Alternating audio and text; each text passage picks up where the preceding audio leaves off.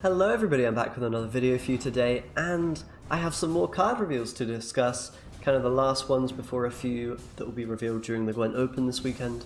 So, gonna be a lot of Scoia'tel this time, the Scoia'tel evolving card and the rest of those cards. Now, I did think that Scoia'tel was looking very strong, but it turns out it might be getting some kind of nerf. Jason retweeted my tweet and said that maybe Harmony is getting nerfed a bit. A lot of these cards are synergizing potentially quite well with Harmony for Scoia'tel, and so if that gets a nerf, I'm not sure it'll be super viable actually, the kind of new cards here. But let's get into talking about them and get straight into it. So we have Eithne, Young Queen. This is the evolving card for Scoia'tel. Deploy, spawn a Young Dryad. Young Dryad is a 2-strength Dryad with Symbiosis, and if you don't remember, Symbiosis means when you play a nature card, you spawn a Treant with strength equal to the number of Symbiosis units you have. So kind of like a 1-point engine if you're playing a lot of nature cards, is how you can treat a Symbiosis unit.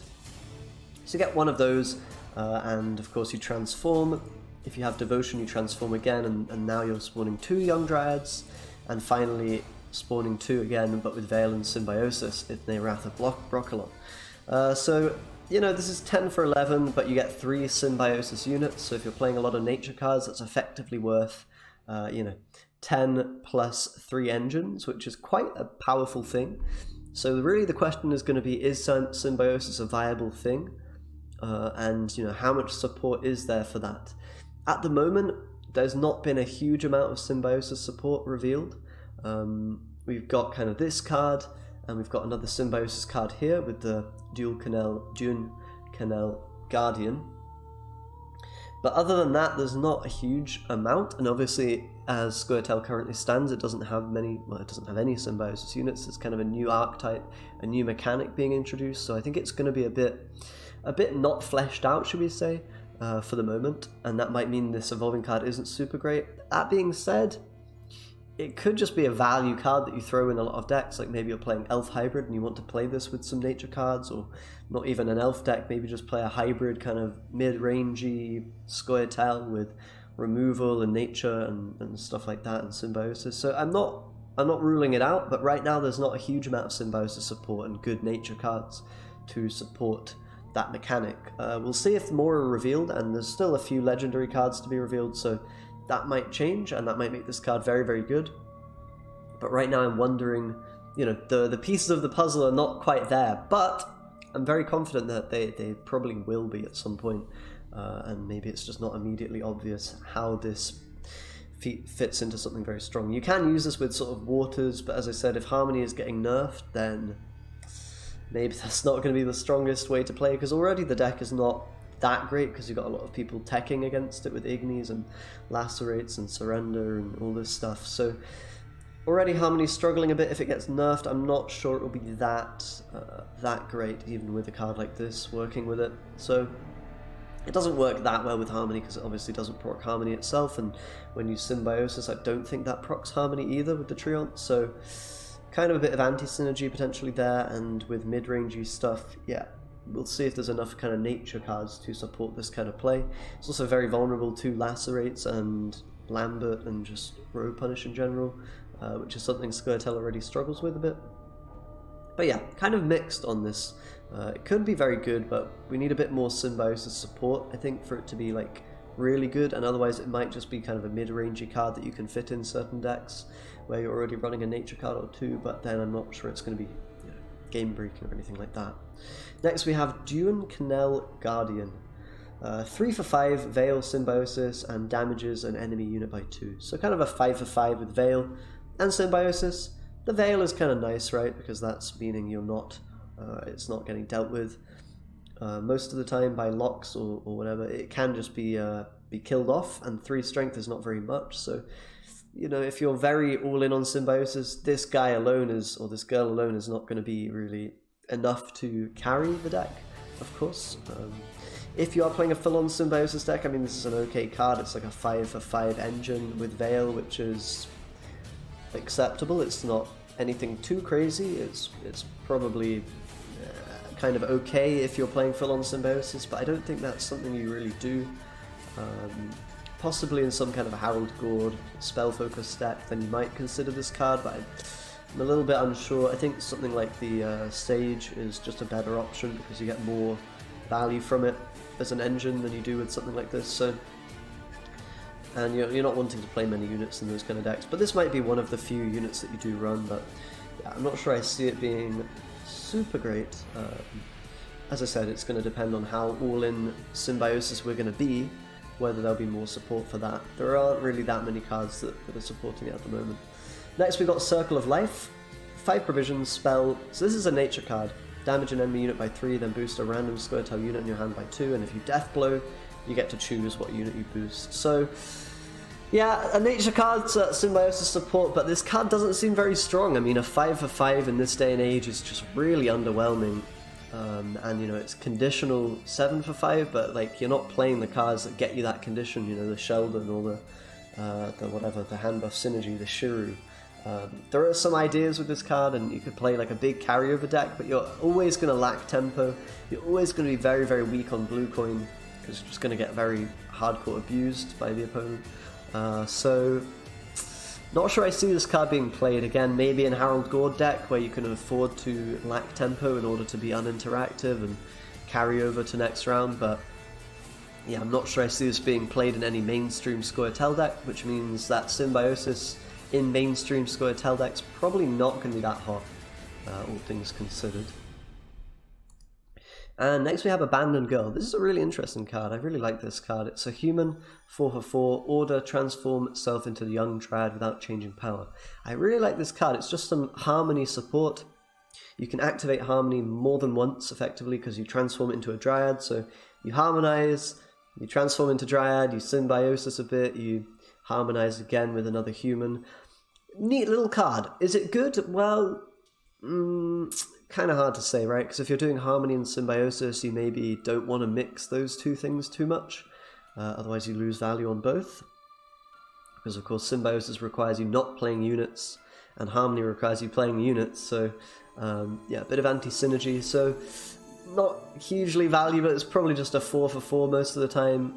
Or maybe a 5 for 4, something like that. If you're playing it in a full-on harmony deck, and yes, you get the extra harmony proc, but you could just be playing a different, card that does that, like a machine, for example, at 5 provisions would maybe just be a better choice. But then again, I mean, sometimes you play the machine, it's a 5 for 5, and it is harmonizing. Maybe you look at this in the same way, it's just a 4 for 4 that is harmonizing, and that's where it gets its value. So I could see this being like a one-of or something. In harmony decks, but again, if harmony is even viable, which it might not be too, it might not be too great next patch, if it is getting nerfed, and not that much to support it. But yeah, I really like the design, even if it's not the strongest. Maybe it could be a 5 strength card. I think that would probably be a bit fairer, and a bit more likely to see play if it was 5 strength. But I really like the design of it either way. Something we've never really seen before. Next we have Dunca. This is the 4/7 for Scoia'tel. I'm a bit disappointed to just see them copy-pasting these 4/7s everywhere. I thought there'd only be like 2 or 3 of them, but it turns out it seems like there's one for every faction. Same as with, with the evolving cards and defenders and whatnot. I think it's just kind of, I don't know. I find it a bit lazy, but apparently this is a thing in Magic, and the devs like to copy things from Magic quite often. So I guess that's where they're getting the inspiration for doing this copy-paste stuff. But either way, this is order, melee, damage an enemy unit by 3, so of course, again, a 7 for 7. Same order effect as Egmont. At the end of your turn, if order is not used, boost a random Scoia'tel unit in your hand by 1. This is one of the better end-of-turn effects, maybe even better than Egmont. Just a Hawker Smuggler that you can't really interrupt very easily. You can't move it. I mean, you can, but the effect is still going to work. So this seems like a Hawker Smuggler that's actually getting the value and is actually quite considerable and quite annoying and hard to deal with.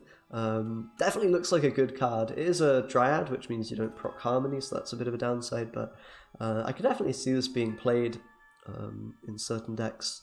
Yeah, I mean, it's nothing too crazy. I don't think it's like game breaking, but it's definitely going to be an annoying pain and hard card to deal with. I think it's also got Veil, so just imagine playing this on blue coin and you tactical advantage it, and they can't poison it, they can't lock it. If they move it, it's still boosting.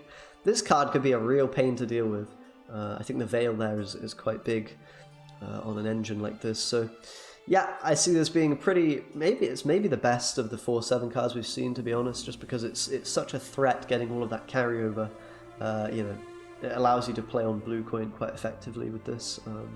And yeah, I do see this one being played, but not harmonizing is a bit of a downside for sure. And finally, we have the Echo card for Scoia'tel, which I think is probably the weakest Echo card of all of them, actually, that have been shown so far. 9 provisions, so yeah, the Echo cards generally are better the more provisions they are, because that means they have a more powerful effect, which you're able to then reuse with the Echo effect. So 9 provisions, you're already seeing, that's kind of the weakest in terms of power Echo card, which means the Echo effect is the weakest on it.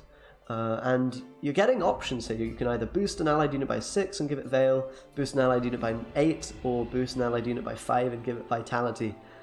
I think this is just way too understated. I don't know what the idea is here. This is like very weak. The only way I see this working is with something like a Glace. And maybe Mystic Echo is your leader, and you can use this with a Glace in the same way that you maybe used to do Garrison a Glace things. That's the only real way I see this being played, and even then it's very meme territory rather than actually playable. It's just very, very low value, playing into tool removal. Yes, you've got 6 and Veil, which doesn't play into tool removal as much, but then you're playing a 6-point card for 9. That is just, in this day and age, it's horribly bad. And then echoing that is not even very good, because you're playing, again, this card is not even really getting more value than your average card in hand. I think it's really that kind of dodgy. So yeah, it is a nature card, but I don't think that saves this, and I'm not sure you'd be playing this in many decks, especially, you know, even if you want to do Symbiosis, I don't think you're getting the value from this to warrant playing this, and it means that Symbiosis is probably going to be a bit lacking support, as I said already. Yeah, this Echo card's a bit underwhelming, to be honest. Again, support for a Glace is the real main thing, but yeah, maybe like, yeah, that's about it, to be honest. But yeah, a bit underwhelming Scoia'tel overall, now that we know that Harmony is probably getting nerfed. If they had that solid core and they were the best deck to begin with, the best kind of faction to begin with, and then you give them a couple of tools but nothing compared to the other factions, then you're in a more balanced state. But I think if they're getting nerfed and not getting too much support for Symbiosis, and Harmony is going to be weaker, then I don't see Scoia'tel being that strong in reality. But we'll see. We'll see how it goes. There could be a few more really good legendaries for Scoia'tel shown. And of course, you know, depending on how the nerfs go for Scoia'tel, they might still find their place. They often find a way to make some kind of deck work, whether it be Elves or Harmony or, you know, this or that, or no units, or whatever it could be. But yeah, we'll see. Definitely excited to see all the changes and all the rest of the cards at the Gwent Open. So I wonder if you'll be watching that with me, guys. Anyhow, thanks a lot for watching this one. Do subscribe as always, and stay tuned. Expansion's coming. Next video will be on the expansion, so I'll see you guys next time. Bye bye.